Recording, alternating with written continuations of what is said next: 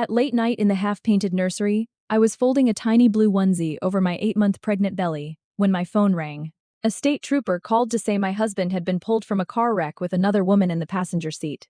The room smelled of fresh paint and lavender. One wall was covered in paper stars, and the crib mattress still had plastic wrapping. My phone sat beside the ultrasound photo. The trooper's voice came through flat, saying my husband was hospitalized with a female passenger. I pressed my stomach as the baby kicked. I asked for the passenger's name. The trooper paused, then said, "Ivy Wells." Ivy was my neighbor and friend. She had been bringing me soup and telling me motherhood would be easier if I trusted people. I did not scream. I just picked up my hospital bag and walked out of the nursery, leaving the quiet apartment behind. Passing Ivy's door, I saw her eucalyptus wreath. In the elevator mirror, my reflection looked wrong with my swollen belly and sneakers. The baby kicked again. I called my husband Cole twice, but there was no answer. Stable was just a word for hospitals. At midnight, I reached the hospital. Under the bright fluorescent lights, the nurse looked at my pregnant belly before checking my ID. I asked for Cole Lane. The nurse typed, stating he was stable in trauma observation. She refused to disclose the passenger's name. The printer clicked, producing 2 visitor labels: Cole Lane and Ivy Wells. Under the hospital lights, those names became a sharp knife. I stared at Ivy's name. 2 days ago, she held my swollen feet, laughing that she would be my baby's bonus aunt. She knew everything about us, from Cole's coffee preference to the color of our nursery, while I struggled with late-night motherhood fears. I took the visitor label without shaking. I walked down the long, bright hallway of Trauma Observation B, past sleeping strangers. In room B12, Cole lay with a bandaged head, and Ivy lay in the adjacent bed with an oxygen tube. Side by side. Ivy saw me first, her eyes widening in pure fear. That look was the confirmation, exposing what had already happened between them. I stood in the doorway. Ivy whispered my name, sounding guilty. Cole opened his eyes, his face freezing in silent, cold calculation. Cole tried to sit up, claiming it wasn't what it looked like. I turned to Ivy and asked if her husband knew. Mark was her husband, a quiet engineer who had helped carry our baby's crib. I ignored Cole and called Mark immediately. I told Mark about the accident at the hospital. When he asked if I was with her, I said no. He understood. Ivy wept silently. Cole reached for me, reminding me I was pregnant. I retorted that he shouldn't drive my neighbor at midnight. Mark arrived in a rush, stopping dead at the doorway. He saw the 2 beds, and his face slowly emptied in layers. Mark asked why she was in his car. Cole looked away.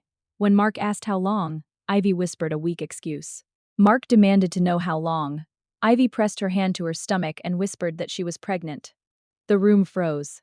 I was 8 months pregnant, and now my friend claimed she was too. Mark asked if it was his. Ivy nodded quickly. Cole's guilty expression betrayed her. His eyes darted between us in fear. The unspoken affair stood clearly between the 2 beds. Mark took out his keys, telling Ivy they were done regardless of DNA. He offered me a ride, then walked out. I told Cole to call a lawyer. He claimed it was a mistake, but I walked out before my legs failed. I sat on a cold plastic bench outside, opening my phone. I scrolled through old hypocritical messages from Ivy, praising my marriage. I found a text from months ago offering soup while Mark worked late. That was the night Cole also worked late. The late meetings, shared elevator rides, and basement parking all made sense now. I hadn't been blind, I had been pregnant. I called my lawyer Claire, telling her about the crash. I demanded a divorce, custody protection, and to clear out the apartment. Claire confirmed the condo was solely mine. I told her I wanted Cole to come home to an empty apartment. By sunrise, I arranged a new apartment and movers. My sister arrived at the hospital, furious, but ready to support me. The state trooper brought the crash report. A line caught my eye. The baby car seat base had been completely removed. Cole had removed the baby seat base we installed together, the one he had kissed and called our first piece of dad equipment. The GPS logs showed they drove across the city late at night. Cole had erased our unborn son from the vehicle. I photographed the pages without shaking. I folded the report away, feeling my marriage die like tearing plastic clips. Cole texted asking me not to make emotional decisions. I replied that I was making decisions while awake, then blocked him. Back at the apartment, the nursery stars looked foolish. I quickly packed my clothes, documents, baby items, and the ultrasound photos. I demanded the elevator logs from the doorman. His guilty look revealed that people in the building had known all along. I opened the building logs. Still showed Ivy's car arriving late, and Cole meeting her in the service elevator. A hallway photo showed his hand on her back, right next to the infant CPR class flyer on our door. I laughed flatly and showed my sister. Furious, she began taping boxes shut. By afternoon, the apartment was completely cleared. On the counter, I left an envelope containing the accident report, Ivy's label, the divorce notice, and a final note. 2 days later, Cole returned to an empty apartment.